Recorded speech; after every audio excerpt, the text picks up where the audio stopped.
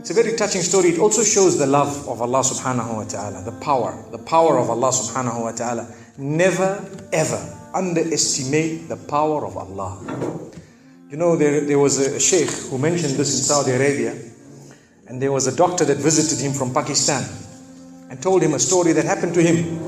So he says, what happened to me? He says, the doctor who's speaking is a top neurologist, one of the top doctors in Pakistan, or, you know, a very, very good doctor, very hard to meet. It's said that perhaps you would have to wait months on end before you can get an appointment to see him. So what happened is, he says, I was flying from one city to another, a very busy man, flying quite often within the country and perhaps even outside. And he says, suddenly the clouds built up. Huge clouds, and the lightning started striking, and it started pouring, and there was lots of turbulence, and one of the engines was struck and it was damaged. So we had to land. And so what happened is, the landing was at a nearby little airport or a little strip and so on. And when they landed there, it was a remote area. How are you going to repair this aircraft? A few people who were on it, it was a small plane, they were, quite surprised because they landed it in such a remote place. No one's there to repair it. They would have to wait, definitely. So the doctor asks the captain or the pilot that, you know what, how long are you going to be? He says, no, we're going to be quite long. Well, I need to get to that area. Look, he says, it's just a 3-hour drive by vehicle. So why don't you just go by road? And you know, you can go there and get there. He says, okay, good idea, because this is going to take long. So he decides to go on one of the tri-shows, you know, in Pakistan, one of the areas, wherever it was, and he jumped in. And as they started progressing, the clouds built again. And the lightning was striking, and the rain started pouring. And it was pouring so much that their vehicle could not move much more because of the mud and because of everything else. And so it was quite an open area with a bit of farmland. And after a while they realized, look, we're not getting anywhere.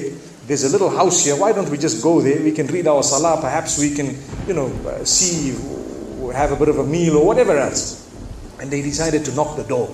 Strange people, strange land, far off, out in the rurals.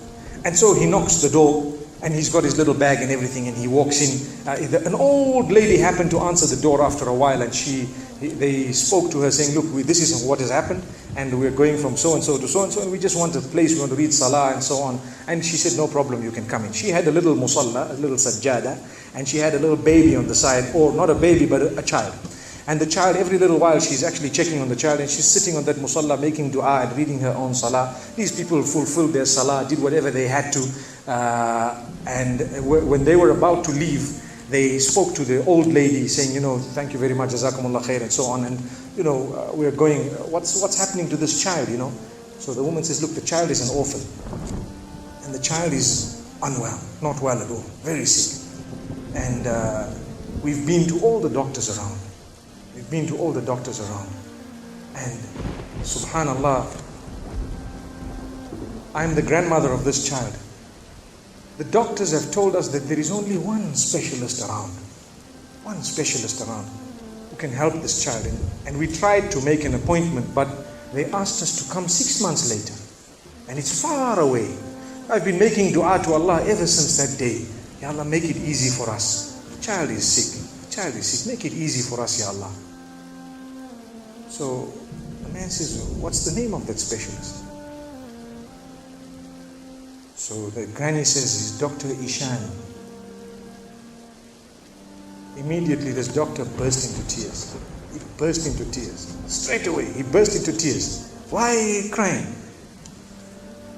Your dua has just been accepted. For your dua, the thunder came, the lightning came, the engine struck, we came down, we came on the road, the rain came again and stopped us and so on. And do you know what? The rain only stopped after the question was asked. Now it happened. And now the woman starts crying. Subhanallah. And the doctor himself is telling the story, saying, that was me. It happened to me, he says.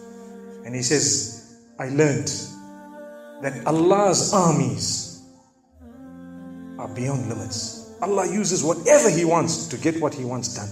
So, where in the wildest of the dreams of this person would they have felt or believed that the top man, whom it is semi-impossible to see without big appointments, would actually be driven all the way to the door, knock the door, come in here, read some salah, and they would have to serve the child here.